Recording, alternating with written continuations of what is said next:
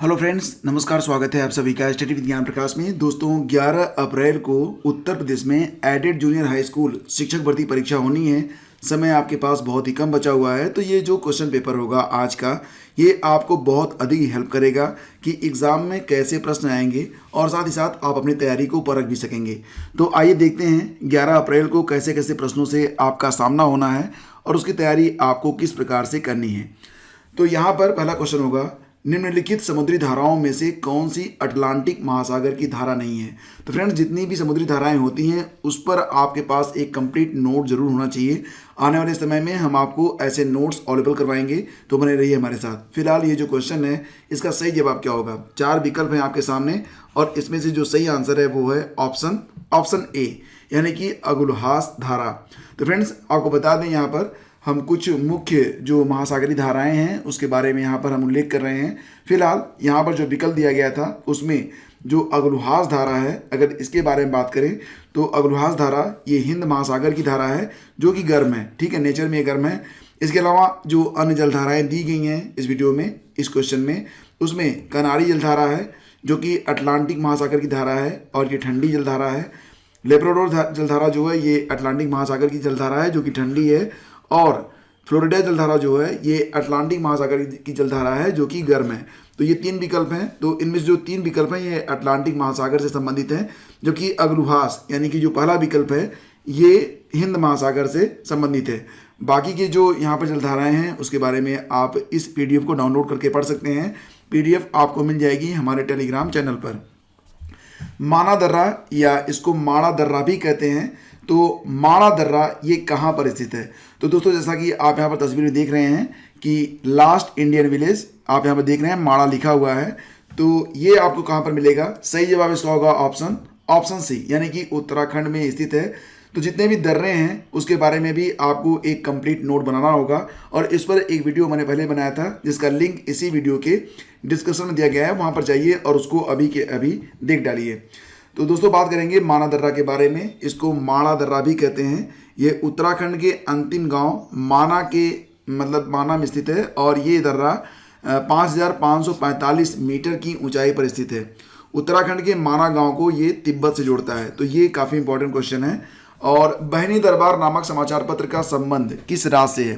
Very important question और इसका सही जवाब होगा ऑप्शन, बताइए कौन सा होगा। सही जवाब है ऑप्शन बी, मध्य प्रदेश। ठीक है, तो जैसा कि आप यहाँ पर देख रहे हैं ये जो समाचार पत्र है ये मंथली है और ये 2008 से प्रकाशित हो रहा है। ये भी आपको याद रखना है, 2008 से।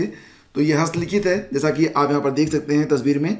यहाँ पर सब कुछ जो है बिल्कुल हाथ से बनाया गया है और ये बहुत ही महत्वपूर्ण प्रश्न है आप सभी लोगों के लिए। ठीक है, तो इसको आपको याद रखना है। ये कहाँ पर निकलता है, मध्य प्रदेश से संबंधित है ये। भक्ति आंदोलन के उत्तर भारत में लाने का श्रेय किसको दिया जाता है। ये क्वेश्चन भी आ सकता है एग्जाम में। सही जवाब इसका क्या बनेगा, ऑप्शन सी, रामानंद। ठीक है, तो उत्तर भारत में जो भक्ति आंदोलन शुरू हुआ उसको शुरू करने का जो श्रेय जाता है वो रामानंद को जाता है। रामानंद जो थे ये रामानुजाचार्य के शिष्य थे और इन्होंने राम की पूजा करने पर बल दिया है। 1857 के प्रथम स्वतंत्रता विद्रोह में भाग लेने वाली प्रथम महिला स्वतंत्रता सेनानी कौन थी। तो ये जो क्वेश्चन है वेरी वेरी इंपॉर्टेंट है। ठीक है, और इसका सही जवाब क्या होगा। तस्वीर अगर आप पहचान रहे होंगे तो ये पहचान गए होंगे। इसका सही जवाब बनेगा ऑप्शन डी, बेगम हजरत महल। तो बात करेंगे बेगम हजरत महल के बारे में।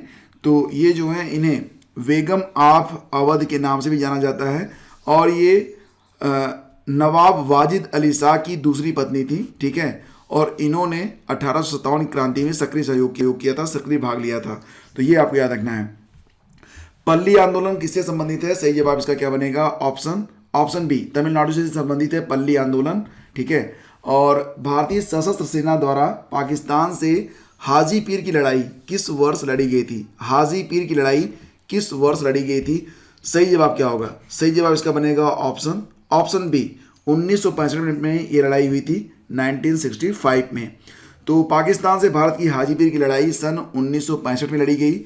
वर्ष 1965 में भारत पाक युद्ध के दौरान भारतीय सेना ने जम्मू कश्मीर के हाजीपुर, या इसको हाजीपीर कहते हैं, तो क्षेत्र तक कब्जा कर लिया था। लेकिन 10 जनवरी 1966 को जब ताशकंद समझौता हुआ था तो घोषणा के अंतर्गत भारत ने इसे पाकिस्तान को वापस कर दिया था।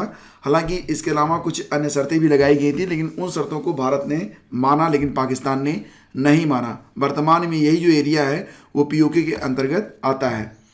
नई दिल्ली का मुख्य वास्तुविद और डिजाइनर कौन था?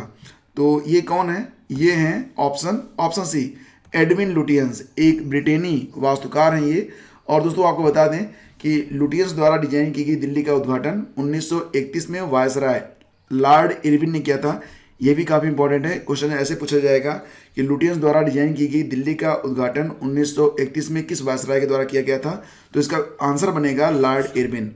1911 में दिल्ली दरबार में राजधानी कलकत्ता से दिल्ली लाने की घोषणा की गई थी। और जैसा कि आप जानते हैं दिल्ली दरबार का आयोजन किया गया था जॉर्ज पंचम के समय।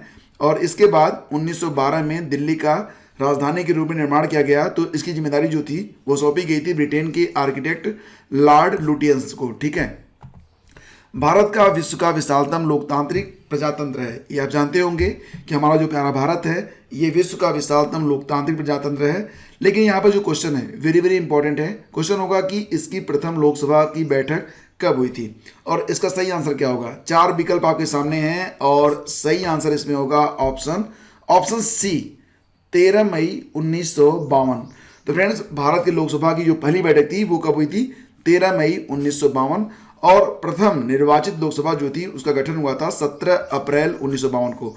तो 17 अप्रैल को निर्वाचन हुआ था लोकसभा का और पहली बैठक हुई थी 13 मई को। ठीक है। तो ये आपका देखना है नियर अबाउट 1 महीने के बाद। रूसी ग्रां प्रिक्स 2020 के विजेता का खिताब किसने जीता था? Very very important. और इसका सही जवाब क्या होगा? इसका सही जवाब होगा ऑप्शन सी, वाल्टेरी बोल्टास। ठीक है। तो दोस्तों वाल्टेरी बोल्टास ये मर्सिडीज चलाते हैं, फिनलैंड के रहने वाले हैं। इन्होंने रूस के सोची ऑटोड्रोम में आयोजित फार्मूला 1 रशियन ग्रैंड प्रिक्स 2020 को जीता है। यह सीजन की उनकी दूसरी जीत है। मैक्स वर्स्टेपन ये रेडबुल के हैं, नीदरलैंड के, ये दूसरे स्थान पर रहे थे।